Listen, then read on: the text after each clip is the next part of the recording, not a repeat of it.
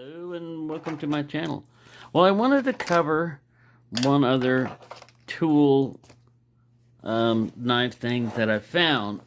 And I bought this about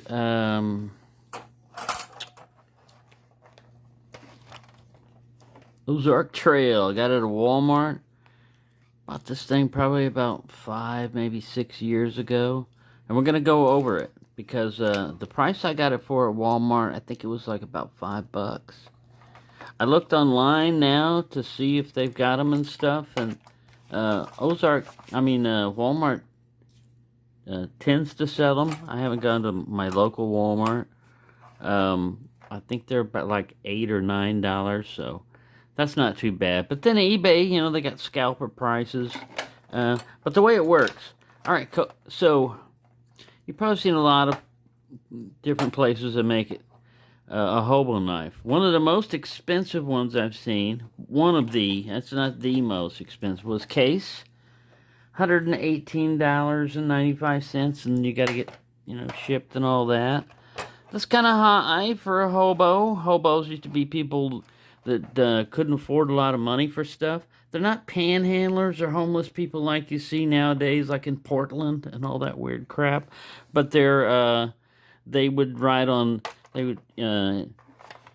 get rides on railroad trains, you know, and they had their own little codes of honor and all that other stuff. But they would improvise a lot of stuff, you know, make cook sets out of tin cans, and they just knew how to improvise, you know. So this fits more along the lines of what that is. And what it is, it's pretty ingenious. So, you know, you could say, well, I just carry a knife, a fork, and a spoon. You know, for one, they're loose, and so if you don't have some way of keeping them all together, they're gonna come separate. Next thing is they're long. You know, the handles are pretty long, and they're not super compact. And if you got a knife, it's gonna be like a butter knife that's combination, sort of serrated. Look at that chunk on that one. Cutting wire or that or something. Anyway, so somebody along the way came up with this idea. It's been copied a lot and everything, but it's a knife that comes apart. Doesn't always come apart super easily. But this is called like a 7-in-1 tool also. So you got a nice fork. Comes apart, you know, so you don't have to have a fork and a spoon sticking out here. You can use both. Has a knife. I'll give you earthquake. I'll give you the measurement. Nothing special. Made in China. Stainless. See? Stainless China. You don't even get this. But the way they work is you've got one male post and one female section. And what holds it, see, it's not the blade. The blade's not even touching that. It's this part of the spoon. When you come back, it's just in that little ridge to keep them together. Yeah, see that? It's pretty smart. So, this section right here's got a knife and a spoon, right? 1, 2, buckle my shoe. And then pull out here and you got yourself a little awl. Now it said stainless steel, and this is after 5 years carrying around on my backpack and all this other stuff. So, I didn't polish it up for you. I'm just showing you how it is, but it's, you know, flat all the way up here. I don't know. Let me look at this closer. Yeah, there's no sharpened edge on that at all.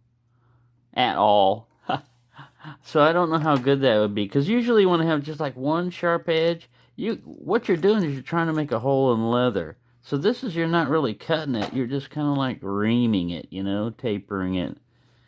It's kind of weird. Never seen one like that. Never used it. So that's all for that all. How far are you going to push that joke? As far as I can. Alright, so we got 3 tools on this guy. And I'll put the weights up there. And then on the fork section, we got a nice fork. It's not a spork. It's a real actual fork. Now these things, you know, spring tension, they don't lock in place super hard. Alright, so there's the fork. A real life corkscrew. for when you got that urge to screw some cork. This one's kind of bent. Oh, crap. Dick Tracy. Whoa. They were trying to do a Thelma and Louise, man. They were going to go over the cliff together. I think they're all right. So yeah, it's the same mechanism. You know, the handle. Ow! You got to watch it too when these things close, because there's a spring tension here. And this will come by and it'll try to get you. I mean, it won't cut you or anything. All right, so we got that and that. And then here comes where they get their multifunctions. See, now this has got a sharp edge on it. So you got a can opener and you got a cap lifter. 1, 2, 3, 4, 5, 6, and then whatever this thing is. 7. So there's your 7 function tool things. And what's cool about it is they're fully functional tools, you know. And it's inexpensive. All right, inexpensive. I mean, if you're not much of a hobo, you know, you don't need to hop a ride on the train if you can pay for a first class ticket. And you got a business suit on, you know, because that's people are going to be affording them 100 and look what I got. I got me a case. Yeah, they're nice. But anyway, yeah, so let me cut this top part off because it has top secret information on it. But other than that, we'll use a modified zombie nick for this.